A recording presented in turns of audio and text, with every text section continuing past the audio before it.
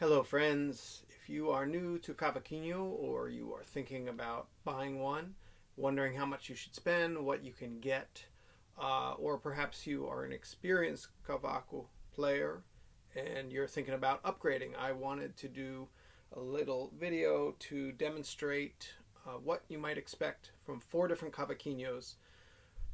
Pricing is probably between $250 and $1,500. So let's start at the low end. This is a Giannini Cavaquinho.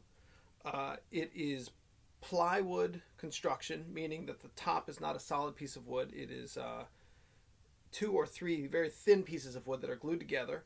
The back woods and the side woods are likely the same. It's very difficult to tell what the wood is. It's probably some composite material, and this is about $250, maybe $300, depending.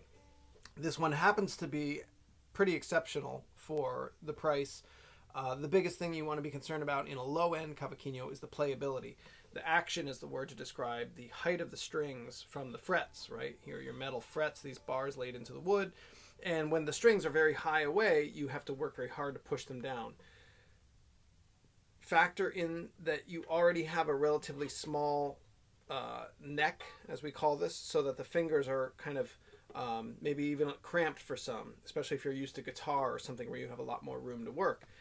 So when you have high action and the tight setting of the strings, it can be difficult. So that's the number one thing, and most of them can be adjusted. Very often you can only get it to go so low. So if you spend $250 on an instrument like this, you're likely to need another $100 on top of that to have a professional make adjustments to it. Let's listen to how this thing sounds.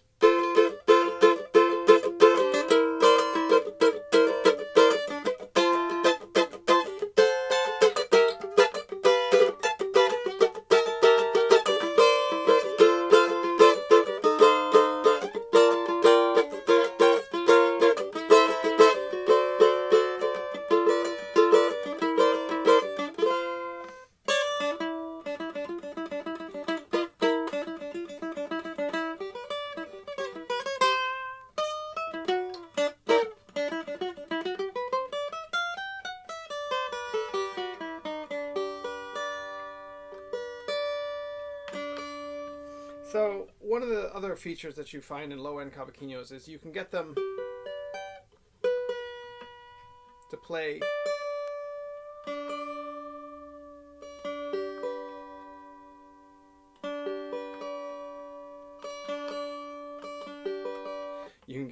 in tune in one area, but when you go high up, it's harder and harder to keep it all in tune. So that's pretty typical. So this is probably like a mid-2000s Giannini. Now we have, this is a bit of a vintage instrument. This is probably from the 70s. This is a Del Vecchio. The finish is sort of doing this really kind of cool kind of cracking. I think that's called checking.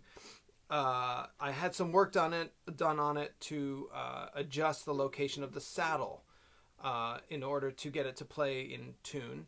The wood on the back, I believe, is imbuya. The top is also a ply top. The tuners, this is another big factor. These tuners are outstanding. This is clearly from an era where they had not yet figured out how to make everything as cheap and crappy as possible. So these tuners are excellent. They have metal barrels, nice big tuning knobs, and they're machined very beautifully. I love these tuners. And so this is like a student model from the 70s. So it actually sounds not too bad.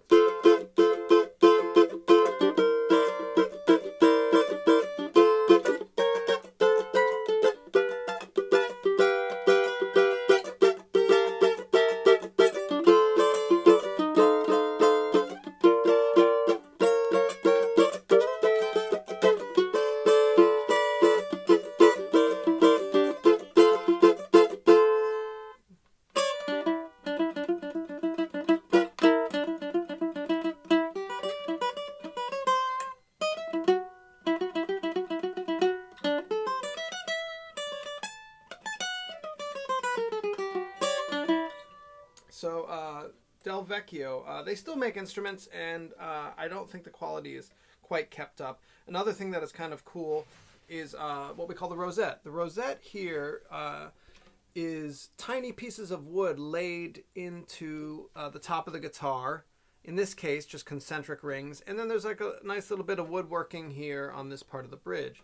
The bridge appears to be Brazilian rosewood, jacarandá, which is going to give it a better tone. If you look at the details on this cheap Giannini, this is literally a sticker that is kind of laid onto the wood here, and nothing fancy on the bridge.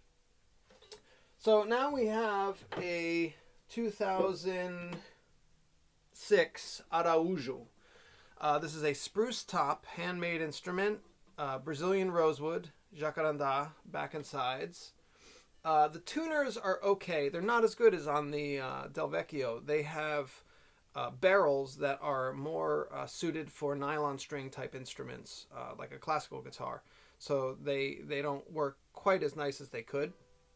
The fretboard on this is ebony, which is ideal. The frets are kind of nice, sort of medium large size. The headstock has a veneer of Brazilian rosewood, so it has a lot of sort of aesthetic details. The lining, or rather this area here, is given a nice kind of treatment, and the rosette appears to be handmade. Here's how this one sounds.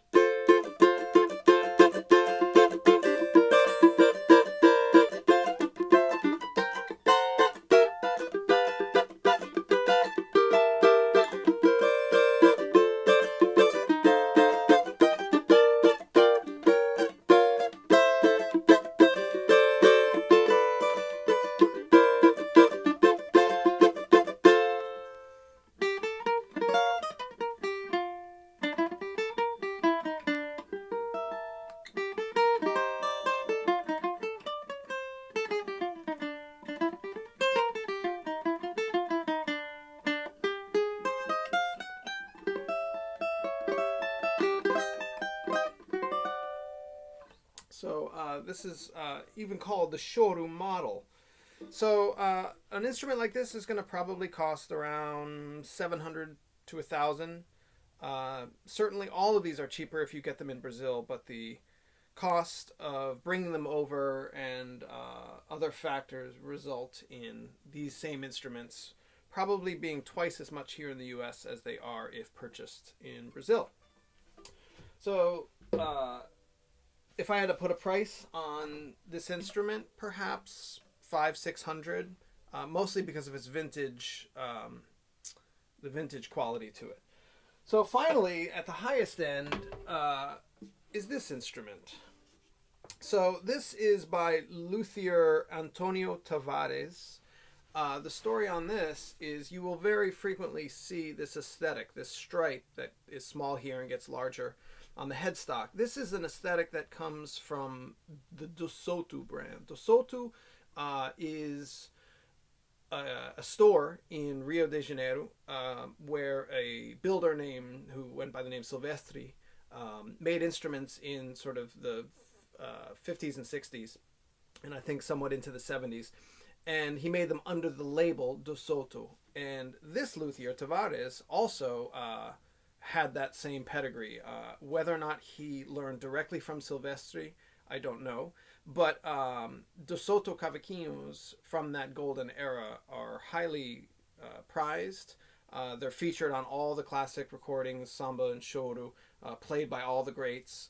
Gino Sete Cordas, the seven-string, the godfather of the seven-string guitar, got his first instrument as a Do Soto made by Silvestri at his request. So I'm sure he kind of popularized that brand. Anyhow, what we have here is an instrument made by one of the guys, Tavares, who worked at Bandolim de Ouro, and then subsequently left and began building under his own name. This is a year 2000. This is a cedar top with jacarandá, the Brazilian rosewood, back and sides. The fretboard is also ebony. The frets are also kind of medium.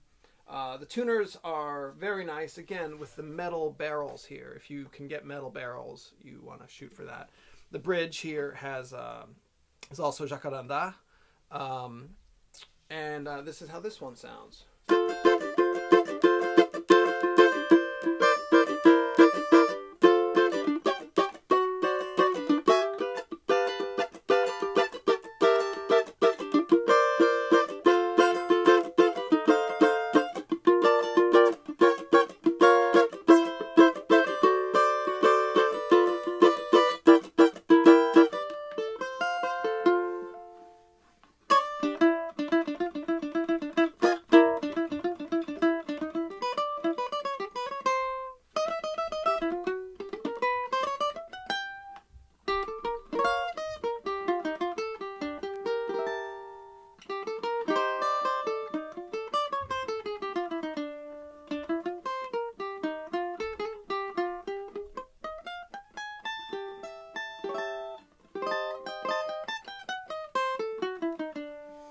So this is the only Cavaquinho I've ever owned that has a cedar top. Cedar is a wood that is attributed to a warmer sound than spruce. If you had to put a price tag on this, this is about $1,500. Partly because of the vintage, the pedigree of the maker. The Brazilian rosewood is huge, and this is a very pretty piece of wood. As a comparison, this is also Brazilian rosewood. So you can see a lot of kind of figuring and kind of unusual sort of markings and things happening. To play them all real quick one after another. So here's the Tavares.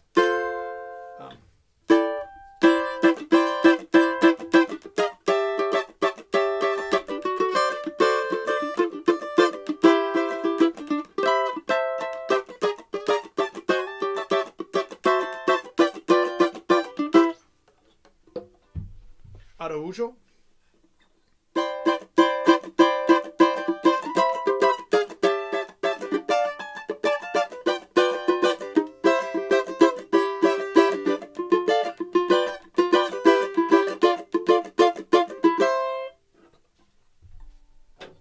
Vecchio.